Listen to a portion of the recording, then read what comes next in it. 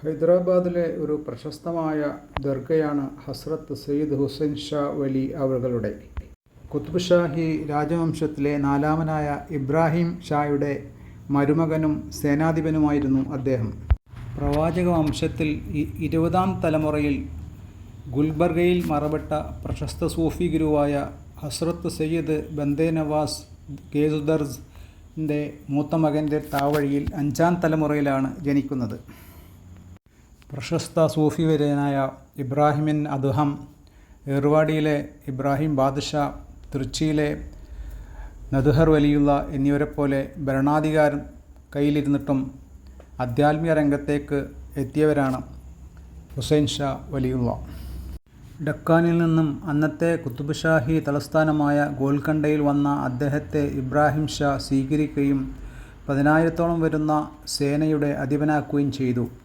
കൂടാതെ നിർമ്മാണ പ്രവർത്തനങ്ങളുടെ ചീഫ് എഞ്ചിനീയറുമാക്കി. വൈകാതെ തന്നെ മകൾ ഹൈറത്തുന്നിസ ബീഗത്തെ വിവാഹം ചെയ്തു കൊടുത്തു. തന്നെ ഏൽപ്പിച്ച ധർമ്മങ്ങളെല്ലാം നിറവേറ്റിയെങ്കിലും അദ്ദേഹം ക്രമേണ സൂഫികളുടെ ജീവിതത്തിലേക്ക് മാറി. ഭാര്യ അധികം കാലം കഴിയുന്നതിന് മുമ്പ് തന്നെ രോഗം വന്ന് മരിച്ചു. അതിലുണ്ടായൊരു ഏക മകനും അതുപോലെ മരിച്ചു. പിതാവ് ജീവിച്ചിരിക്കെ തന്നെയാണ് ഹൈറത്തുന്നിസ ബീഗം മരണപ്പെട്ടത്. അവരുടെ മൃതദേഹം ഹൈറത്താബാദിലെ ജുമാ പള്ളിക്ക് സമീപം താൽക്കാലികമായി മറവ് ചെയ്തു. കാരണം സ്ഥിരമായി മറവ് ചെയ്യാൻ അദ്ദേഹം ഷിയ വിശ്വാസി ആയതിനാൽ ഇറാഖിലെ ഇമാം അലിയുടെ ഖബർസ്ഥാനത്തേക്ക് കൊണ്ടുപോകാൻ ഉദ്ദേശിച്ചിരുന്നു. ഭാര്യയ്ക്ക് വേണ്ടി രാജസമാനമായ ഒരു മൊസോളിയം പണിതെങ്കിലും അതിൽ അവരെ ഖബറടക്കാത്തതുകൊണ്ട് എംടി മക്ബറ എന്നാണ് അറിയപ്പെട്ടത്. ഹുസൈൻ ഷാ വലിയാവട്ടെ മറടക്കപ്പെട്ടത് ഗോൽക്കണ്ടയിൽ നിന്നും 2 കിലോമീറ്റർ അടുത്തുള്ള ഇന്നത്തെ ഷെയ്ഖ് പേട്ടയിലാണ്. മകൾ ഹൈറത്തുന്നിസ ബീഗത്തിൻ്റെ ഓർമ്മയ്ക്ക് വേണ്ടിയാണ് ഹൈദരാബാദിലെ ഒരു സ്ഥലത്തിന് ഹൈറത്താബാദ് എന്ന് പേര് വന്നത്. ഇന്നത്തെ ഹൈദരാബാദിൽ ഒരു റെയിൽവേ സ്റ്റേഷൻ്റെ മെട്രോ സ്റ്റേഷൻ്റെ പേരാണത്. ഹൈദരാബാദിലെ ഹുസൈൻ സാഗർ എന്ന കൃത്രിമ തടാകം നിർമ്മിച്ചത് ഹുസൈൻ വലിയുടെ ശ്രമഫലമായാണ്. മൂസി നദിയുടെ പോഷകശാഖയെ ഉപയോഗപ്പെടുത്തിയാണ് ഇത് ഉണ്ടാക്കിയത്. അന്നത്തെ 7 ലക്ഷം രൂപ അതിനു വേണ്ടി വന്നു. 10,000-കണക്കിന് ആളുകളുടെ അധ്വാനവും. അന്ന് നഗരത്തിലെ ജനങ്ങളുടെ ശുദ്ധജലത്തിൻ്റെ ആവശ്യത്തിനാണ് അത് പണിതെങ്കിൽ ഇന്ന് ഗണേശ് നിമജ്ജനത്തിൻ്റെ പേരിൽ ആ വെള്ളം കൂടുതൽ ഉപയോഗശൂന്യമാകുന്ന തരത്തിലേക്കാണ് നീങ്ങുന്നത്. ഹൈദരാബാദിൽ നിന്നും സെക്കന്ദരാബാദിലേക്ക് പോകുമ്പോൾ ഈ ലേക്ക് കാണാം. ഇതിന് ഒത്ത നടുവിൽ വലിയൊരു ബുദ്ധപ്രതിമ അടുത്ത കാലത്ത് സ്ഥാപിച്ചിട്ടുണ്ട്. ടൂറിസ്റ്റുകൾക്ക് ആ പ്രതിമയിൽ എത്തിപ്പെടാൻ ബോട്ട് സർവീസുണ്ട്. പിൽക്കാലത്ത് സൂഫി ജീവിതത്തിൽ ആമഗ്നനായ ഹുസൈൻ ഷാ വലിയിൽ നിന്നും പല അത്ഭുതങ്ങളും ദർശിക്കപ്പെട്ടിട്ടുണ്ട്. അതിനാൽ എല്ലാ വിഭാഗം ജനങ്ങൾക്കും വലിയിനോട് വളരെ ആദരവും മതിപ്പുമാണ്. AD 1620 ഫെബ്രുവരി 12-നാണ് ഹുസൈൻ ഷാ വലി മരണപ്പെടുന്നത്. അത് ഹിജ്റ അബ്ദം 1068 ജമാദുൽ ആഹിർ 14-നായിരുന്നു. അന്ന് അദ്ദേഹത്തിന് ഏകദേശം 100ഓളം വയസ്സുണ്ട്. അദ്ദേഹത്തിൻ്റെ ആണ്ടനുസ്മരണം 2 ഘട്ടങ്ങളിലായിട്ടാണ് നടത്താറുള്ളത്. ജമാദുൽ ആഹിർ 13-14 വലിയ ഉറൂസും ദുൽഖഅദ് 15-16 ചെറിയ ഉറൂസും. ഇബ്രാഹിം ബാദ്ഷായുടെ കാലത്ത് ഒരു സംഭവം ഉണ്ടായി. സർക്കാർ ഉദ്യോഗസ്ഥനായ യാക്കൂബ് സ്വപ്നത്തിൽ ഇമാം അലിയുടെ കാലടിയുടെയും കയ്യടിയുടെയും അടയാളം ഒരു കുന്നിൽ, മൗല അലി എന്നറിയപ്പെടുന്ന കുന്നിൽ അടയാളപ്പെട്ടതായി സ്വപ്നത്തിൽ കണ്ടു. അങ്ങനെ രാജാവ് അത് സ്ഥിരീകരിച്ചു. അതിനുശേഷം അതൊരു ഷിയ തീർത്ഥാടന കേന്ദ്രമായി. ഇബ്രാഹിം കുത്ബ് ഷായുടെ മകൻ മുഹമ്മദ് എന്നവരാണ് ഹൈദരാബാദ് നഗരം സ്ഥാപിച്ചത്. ആദ്യം ആ പ്രദേശത്തിൻ്റെ പേര് ഭാഗ്യനഗർ എന്നായിരുന്നു. അദ്ദേഹത്തിൻ്റെ ഭാര്യ ഒരു ഹിന്ദു സ്ത്രീയായിരുന്നു. ഭാഗ്യമതി എന്നായിരുന്നു പേര്. പിന്നീട് അവർ ഇസ്ലാം സ്വീകരിച്ചപ്പോൾ ഹൈദർ മഹൽ എന്ന് പേരിട്ടു.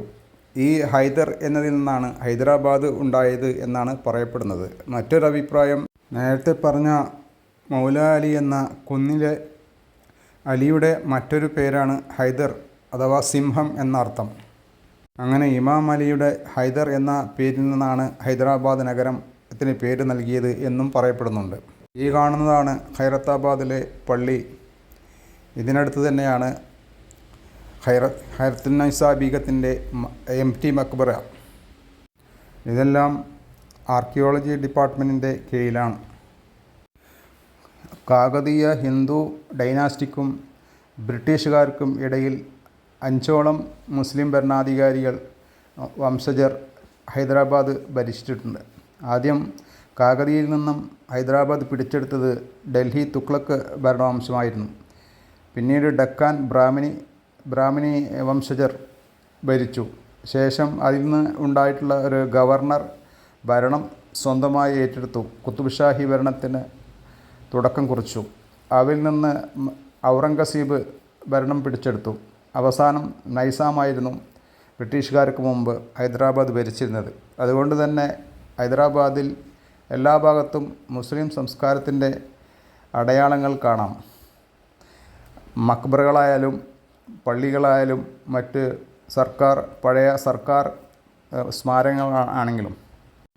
അവസാന നൈസാമിൻ്റെ കാലത്ത് ഹൈദരാബാദിൽ വളരെയധികം സർക്കാർ വക സ്ഥാപനങ്ങൾ ഉണ്ടായിട്ടുണ്ട്.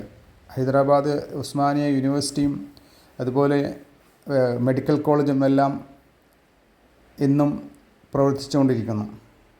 കുത്തുബ് ഷാഹി രാജവംശത്തിൽ 8 പേരാണ് ഭരിച്ചതായി കാണുന്നത്. ആദ്യത്തെ സുൽത്താൻ കൂലി കുത്തുബുൽ മുൽക്കായിരുന്നു. അദ്ദേഹത്തിൻ്റെ മകൻ ജംഷീദിനാൽ കൊല്ലപ്പെട്ടു. ജംഷീദ് ആണ് പിന്നെ ഭരിച്ചത്. അദ്ദേഹത്തിന് ശേഷം അദ്ദേഹത്തിൻ്റെ മകനായ സുബഹാൻ 7 വയസ്സിൽ ഭരണാധികാരം ഏറ്റെടുത്തു. എന്നുവെച്ചാൽ വേറെ ആരോ ഭരിച്ചു എന്നാണ് അർത്ഥം.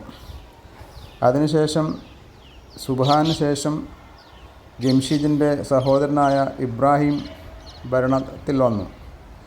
അദ്ദേഹത്തിൻ്റെ കാലത്താണ് ഹുസൈൻ വലി അവിടെ സർവ്വസൈന്യാധിപനായി നിയമിതനായതും പിന്നീട് അദ്ദേഹം സൂഫിയായതും എല്ലാം. ഇബ്രാഹിമിൻ്റെ മകനാണ് അടുത്ത് ഭരിച്ചത്. അതിനുശേഷം അദ്ദേഹത്തിൻ്റെ മുഹമ്മദിൻ്റെ മരുമകനായ മറ്റൊരു മുഹമ്മദാണ് ഭരിച്ചത്. ശേഷം അദ്ദേഹത്തിൻ്റെ മകനായ അബ്ദുള്ള കുത്തുബ് ഷായാണ് ഭരിച്ചത്. ഈ അബ്ദുള്ളയാണ് ഹുസൈൻ വലിയുടെ ദർഗ പണിതത്. അവസാനത്തെ ഭരണാധിപൻ അബ്ദുള്ളയുടെ മരുമകനായ അബുൽ ഹസൻ ആയിരുന്നു.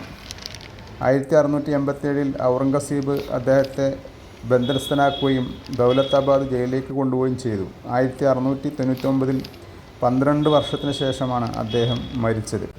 ഔറംഗസീബിന് ശേഷം നൈസാമാണ് ഹൈദരാബാദിൻ്റെ ഭരണാധികാരിയാകുന്നത് 1724. ചരിത്രം പരിശോധിച്ചാൽ അധികാരത്തിനു വേണ്ടി മുസ്ലിം ഭരണാധിപർ തമ്മിലും ഹിന്ദു ഭരണാധിപർ തമ്മിലും ഹിന്ദു മുസ്ലിം ഭരണാധിപർ തമ്മിലും പരസ്പരം പോരടിച്ചിട്ടുണ്ട്. അതൊന്നും മതത്തിൻ്റെ അടിസ്ഥാനത്തിലായിരുന്നില്ല, അധികാരത്തിന് വേണ്ടിയുള്ള വടംവലികളായിരുന്നു. ഇന്നും അതാണല്ലോ നടക്കുന്നത്. ജനകീയമായ ചില രാജാക്കന്മാരെ ഒഴിച്ചു നിർത്തിയാൽ ബാക്കി ഏതു മതക്കാരായാലും അവിടെ രാജാക്കന്മാരുടെ സുഖലോഭതയ്ക്ക് വേണ്ടിയാണ് ജീവിച്ചിരുന്നത് എന്ന് മനസ്സിലാക്കാം. ഇന്ന് ചിലർ പ്രചരിപ്പിക്കും പോലെ ഒരു മതം മറ്റൊരു മതത്തെ അടിച്ചമർത്തുന്നു എന്നുള്ള അർത്ഥത്തിലുള്ള നരേഷനെല്ലാം തെറ്റാണ്. ബാബറെ ഇന്ത്യയിലേക്ക് ക്ഷണിച്ചത് ഒരു ഹിന്ദു രാജാവായിരുന്നു, ഒരു മുസ്ലിം രാജാവിന് എതിരായിട്ട്. അതുപോലെ കേരളത്തിൽ പാലക്കാട്ടെ ഹിന്ദു രാജാവ് മറ്റൊരു ഹിന്ദു രാജാവായ സാമൂതിരിൽ നിന്നും രക്ഷ നേടുന്നതിന് വേണ്ടി ആർക്കാട്ട് നവാബായിരുന്ന ഹൈദരലി ഖാനെ കേരളത്തിലേക്ക് ക്ഷണിച്ചു വരുത്തിയതും ഇതുപോലെയാണ്. ഇതിനപ്പുറമുള്ള കഥകളെല്ലാം വ്യാജമാണ്, തള്ളിക്കളയേണ്ടതുമാണ്.